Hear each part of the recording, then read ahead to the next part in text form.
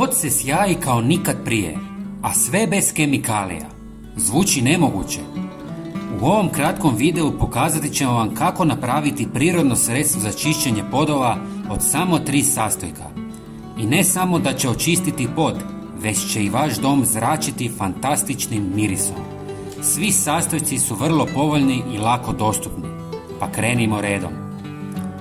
Prvo što vam treba je pola litre vruće vode i 1 žlica sode bikarbone, izuzetno učinkovitog i prirodnog sastojka za čišćenje podova. Njegova blaga abrazivna svojstva pomažu u uklanjanju tvrdokornih mrlja i nečistoća spodne površine. Osim toga, soda bikarbona neutralizira neugodne mirise, ostavljajući prostor svježim i čistim. Korištenje sode bikarbone za čišćenje podova predstavlja ekološki prihvatljivu alternativu kemijskim sredstvima. Zatim dodajte 100 ml octa jer ima svojstva prirodnog rastvarača masnoća i nečistoća. Osim toga, octu se pripisuju antibakterijska svojstva koja pružaju dezinfekciju podne površine. Zahvaljujući svojoj kiselosti, ocat učinkovito uklanja kamenac i mineralne naslage spodnih površina, čineći ih sjajnima i besprijekorno čistima. Na kraju dodajte 1 žlicu lavande. Dobro promiješajte i ostavite da se ohladi. Ovaj sastojak je opcionalan, što znači da ga možete dodati prema vlastitom izboru.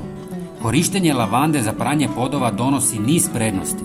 Lavanda oslobađa ugodan miris koji stvara osjećaj svježine u prostoru. Posjeduje antimikrobna svojstva koja doprinosi čišćenju i dezinfekciji podova, a njezin miris ima opuštajući i umirujući efekt. I najvažnije od svega, lavanda je odličan repelent protiv moljaca, komaraca, mrava, žohara, stjenica i ostalih insekata, čineći vaš pod odbojnim za insekte. Sve procijedite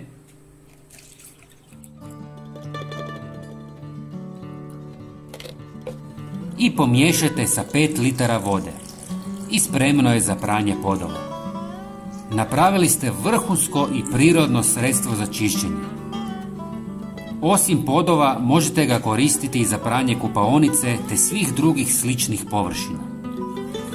Dragi prijatelji, hvala vam što nas pratite. Bilo bi nam drago da podijelite ovaj video sa svojim prijateljima i pretplatite se na naš kanal. Hvala vam puno.